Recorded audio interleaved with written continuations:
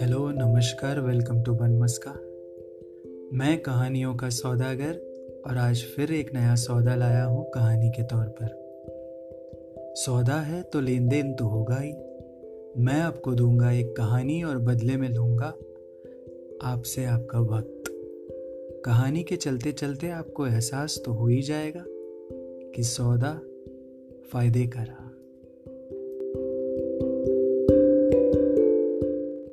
It was Nowruz. I woke up before the sunrise and I started the preparation for the pulav dar, the recipe of which Grana had taught me. Noshir narrated to Christine.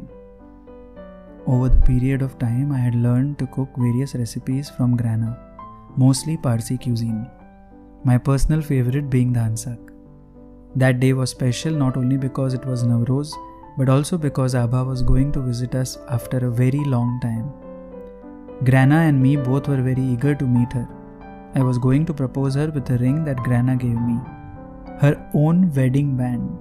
While giving it to me, she told me, "Te jamana nu sunnu che. It is very precious. Tara besti grandpa e banaveli. Size mein joy lidich. Aabha ne barabar fit thaich. Now don't even wait for one more single day. Mara thi bhi kai abe jasti thoba se nahi." And truly she didn't wait. Apart from the guest at the homestay, our neighbor Surab uncle was also present for the Nowruz lunch. "આભા નહીં આવી હજુન? નોશર દીકરા કહેલું ને કે આજે આવશે?" Grana asked. "Serial વાળાઓનું shooting તમે જાણો જ ને, લેટ થઈ ગયું હશે. ગ્રેના આવતી જ હશે. લંચ તો ખાઈ લઈએ, બધા ગેસ્ટ બી વાર જોઈએ જ." I replied. After relishing the pulav dar, Grana kissed me on the forehead and said, "custard રાતે આભા સાથે ખાશું. પલાવ dar બહુ મજાનો હતો. You have inherited my culinary skills apart from this home." I was a bit confused. Handing over the documents of the property, Grana said, "This is my marriage gift to you and Aabha. Just in case. ને યાદ રાખજે, apart from good thoughts, good words and good deeds, humata, hukta, huvarashta. Always remember, ગાડી ઘેર ને ફેમિલીને જે સારી રીતે સાચવે તે જ ખરો પારસી. તારા ગ્રેન્ડપાની કાની," she said and went for her afternoon nap. I made the fudna wali chai and woke Grana up for her evening tea.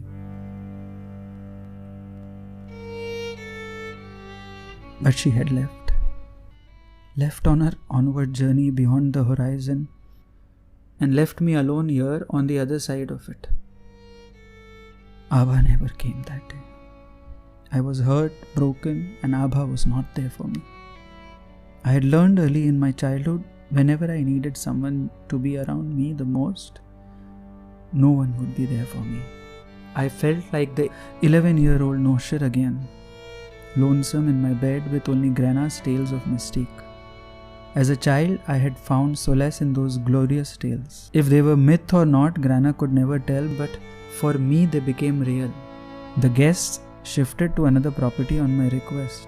Surab uncle carried out all the formalities that probably my father should have been a part of. After the paidas, the last rites, I was left all alone in that huge empty home. Surab uncle kept trying to reach Aabha's phone, but I knew, like all others in my life, she too would leave me when I needed her the most. I was drowning in the unhealed grief of my past and the newly acquired wound of Grana's sudden loss. My only hope to pull me out of this self-inflicted misery was nowhere in sight. Grana's tales played out in front of my eyes all night. Her voice echoed into my ears. The moment I would try to close my eyes, one of the fictitious characters from Grana's story would appear real, sitting next to me on my bed or on Grana's easy chair, and one moment near the chest drawer and the other moment pacing in front of me. After 3 nights, maybe, I don't know, it could be longer, I suddenly felt the urge to eat something. I frantically searched the refrigerator where I found the pulav dar. I ate it, cold as my body seemed. I filled a few things in my jhola and just moved out of the home. Sorab uncle may have checked on me, I have no memory of that, but I didn't want him to know where I was going. For that matter, I wasn't sure myself where I was off to. On the way to Panchgani market, I saw the strawberries and remembered that time with Aabha when we had walked up to tableland eating those strawberries. I bought some and started walking up the tableland. On the way, I met Jane and Judas, the Australian hippie couple who had stayed at the homestay. Jane hugged me and told me they were staying at another Parsi homestay. Handing over a small packet of what appeared to be some kind of herbs, Judas asked me if it had worked. I had no idea what he was talking about. With the packet in my hand, I kept pacing towards the tableland, when flashes of Judas handing me over the same packet after the last rites hit me hard. I had consumed some sort of intoxicating substance I wasn't aware of, and the same packet of euphoria or sin lay in my palm. One moment I had the urge to throw it, and the other moment I saw Aabha's picture on one of the ping pong game counters on the tableland. Pehle pyar ki pehli pasand, Kamla chai. Short year in Panchgani. It read with pride. I consumed it. Real strength is in displaying it and using it in weaker moments, and I miserably failed at that. I kept sneaking into the homestay whenever I needed some money and sometimes hid inside for days. Till one day, with Sorab uncle's help, I could get hold of Noshir. Aabha told Sarika as their minibus, peculiarly colored in white, yellow and green, travelled through the endlessly barren terrain of the Yazd province. The horizon always kept them company. Sorab uncle had seen Noshir sneaking in and out a couple of times and even ignoring him when he would call out to him. But that day he couldn't escape. There I was standing in front of him. He hid something behind. Tightly clutched in his palms was Grana's wristwatch. Disgust, pity, anger, so many emotions ran through me, but love superseded all. Firstly, he needed a bath. Like a baby, he stood there and allowed me to take charge. I brushed his teeth, I dressed him up in new clothes, and combed his hair, which had lost all its luster and smoothness. I made him an omelette and pudna wali chai. He spoke nothing, put his head in my lap and slept like a baby. I ran my hand over his head gently, letting him rest. He woke up after 12 hours. He appeared new. Grana! He broke down, wept on my shoulders, making my dress wet with his tears. I knew then I was in love with an unhealed child who lived in a hurt adult man's body. Sorab uncle suggested me a rehab center in Pune. We shifted him there. For a week he was fine, but one day he tried to sneak away from there when the staff members caught him. He said he was feeling better and he wanted to go to Chak Chak. That's the first time he mentioned it to me. He said Grana had come in his dreams and told him all his answers he shall find in Chak Chak. I had never heard of this place before. I wasn't even aware that it was the name of a place. I felt he was simply making up stories. My patience was wearing thin and I lost my cool. That's the time you, Sarika, had joined me as my PR. I didn't even know what that meant. When you were out there waiting for me, I and Noshir had a spat. Each time he would mess up, it wasn't going to be possible for me to run to him to rescue him from his self-created agony and disasters. My career was at stake. Don't call me. Don't try to meet me. Don't ever show me your face. Never, never, ever again, Noshir. I said and moved out. In healing his unhealed childhood wounds, I hadn't realized mine too were surfacing again. I had known a man and detested one like Noshir. My father who was equally weak and incapable of taking decisions or hold of his life. Never stood there for me or protected me. And there I was in a relationship with a man who was identical to my father, who I had chosen to leave. It is through Surab uncle that I came to know about Chak Chak. Chak Chak is also known as Pire Sabz, he explained. It is a village in Iran. It is the most sacred of the mountain shrines of Zoroastrianism. Chak Chak is also a pilgrimage point for Zoroastrians. Each year from June 14 to 18, many Zoroastrians from Iran, India and other countries flock to the fire temple at Pire Sabz. Sarika suddenly interrupted. Wait a minute, today is 14th June. Aabha replied with a smile on her face. The randomness of events. Both Aabha and Sarika said together. Tradition has it that pilgrims are to stop riding the moment they catch sight of the temple and complete the remaining part of their journey on foot. Farhad explained to the crew. To that, Sutantu said, So I rather keep my eyes closed, right? Noshir looks at him and says, Some things in life, Sutantu, you shall find even if you don't intend to search them. Noshir looks into the camera and continues. Each year from June 14 to 18, Zoroastrians from all over the world flock to the fire temple at Pire Sabz, this divine shrine in Yazd province of Iran. Anish underlines the lines in his sheets as Noshir speaks, but suddenly stops on hearing him further.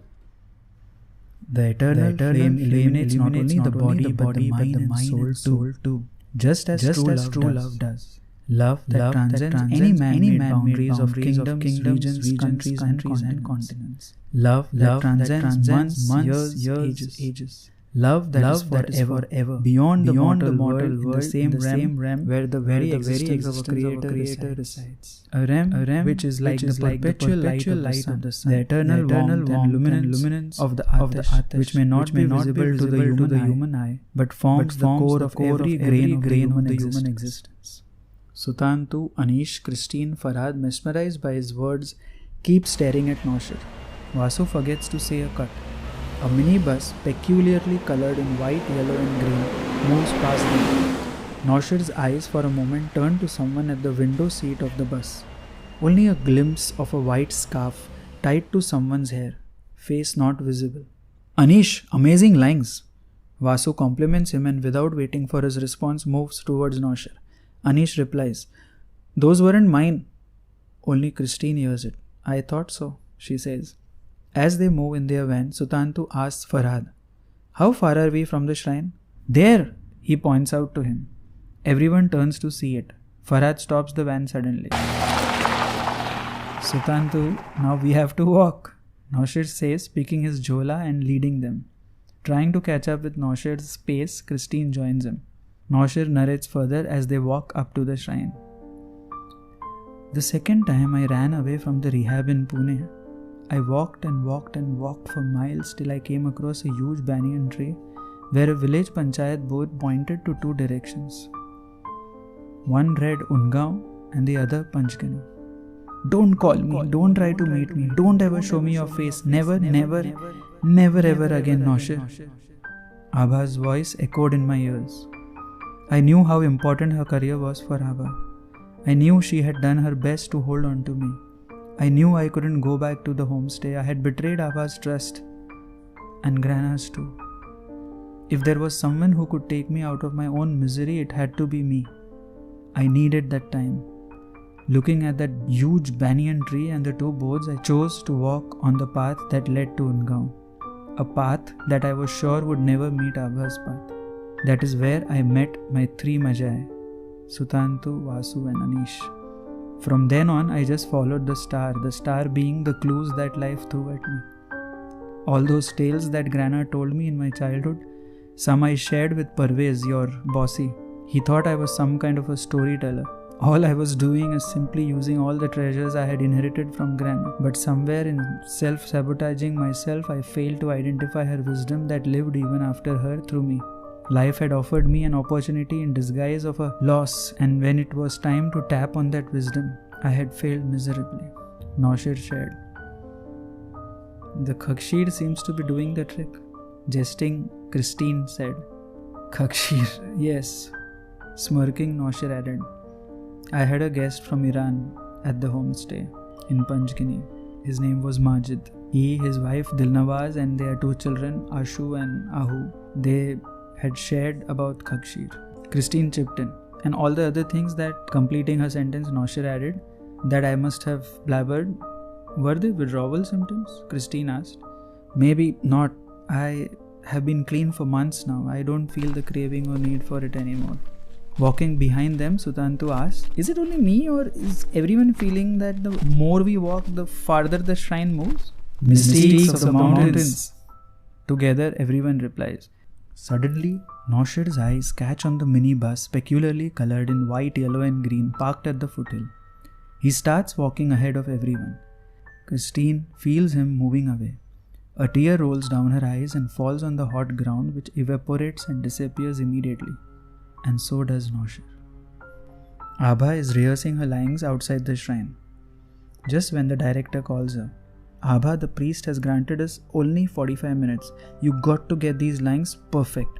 Can't afford retakes. The assistant comes running. Sir, we have a problem. We cannot restrict people from entering while the shoot is on. That isn't a problem. It shall give a natural feel. There's one more, sir. We are running short of raw stock and the backup reels are at the hotel. Send someone. No, let it be. No way anyone can come back that soon. Let's just leave it on Aura Masda. The assistant fills in. Yes, let's just leave it on Aura Masda. Aabha enters the shrine. She has goosebumps as her feet touches the cold floor of the shrine. A tear rolls down her left cheek. She looks at the flame. The director softly calls action. Aabha speaks her lines while her head covered with a white scarf, her eyes closed. Thank you. Thank you, Lord Almighty, the power of fire God, the creator of creations, since you have granted all my wishes and filled my heart with true love. She opens up her eyes as she speaks her last words. Love that is as pure as this flame. The aura of the luminous flames masking a known face. As her vision gets clear, her heart fills up with anticipation and eyes with tears of longing. It is Noshir.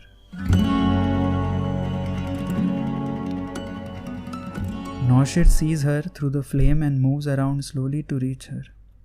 She moves ahead. Both of them moving in circles around the flame. The Zoroastrian men and women recite their prayers as Aabha and Noshir complete 4 rounds around the fire. Finally, Aabha stops and so does the sound of the prayers. Chak chak chak. Chak chak chak. Chak chak chak.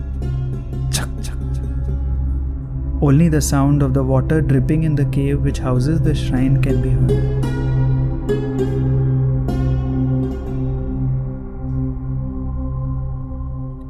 Years later, June 14th, at Grana's Panchgani home. Noshir leads, Aabha follows him as they move in circles. They complete 3 circles. They kiss. Happy anniversary, sweetheart. Noshir wishes Aabha. Happy anniversary, Noshir. It wasn't destiny to be blamed always. We had learned through all the randomness of events that kept bringing us to each other how much ever we tried not to. We had learned to live with our childhood hurt and heal it ourselves and relieved each other from the burden to heal the other.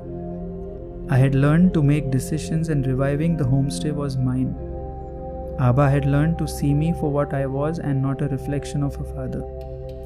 I stopped seeking my mother in Aabha and she stopped seeking the father in me. We were on a new path, but this time around we had learned to walk together.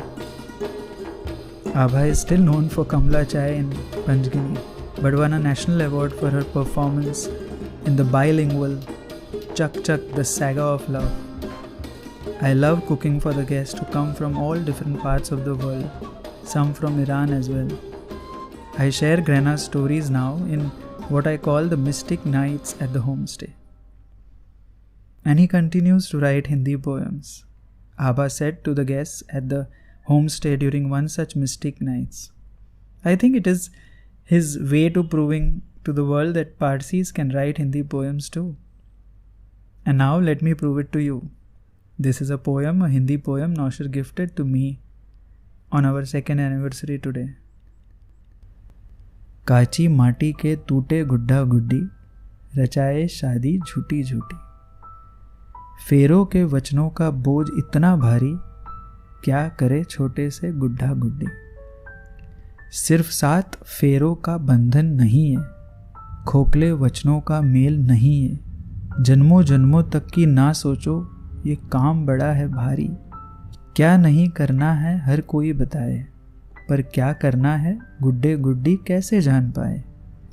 गिरते पड़ते सीखते संभलते, कुछ पार जाए कुछ डूब जाए। फिर अंकुर की किलकारियों में अपना खोया बचपन ढूंढे जाए।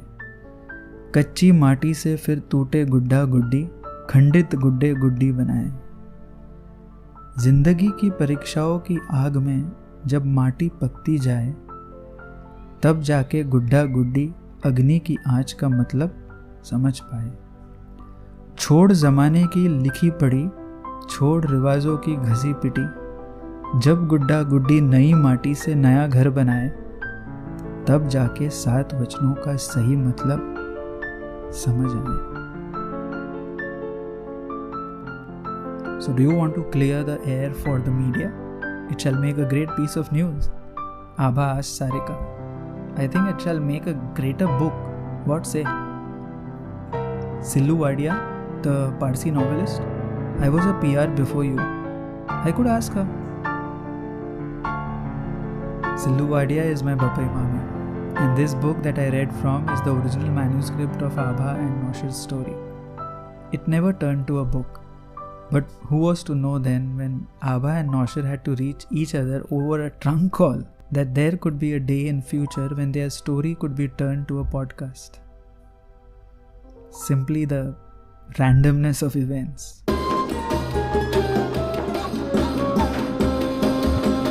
This is the non-confirming Parsi, and that may be the end of the season 1 of Ban Maska, but just a reason enough to begin a new season with new untold Parsi stories of a Parsi, by a Parsi, for the world to listen. Chalo, aujo. Ban Maska.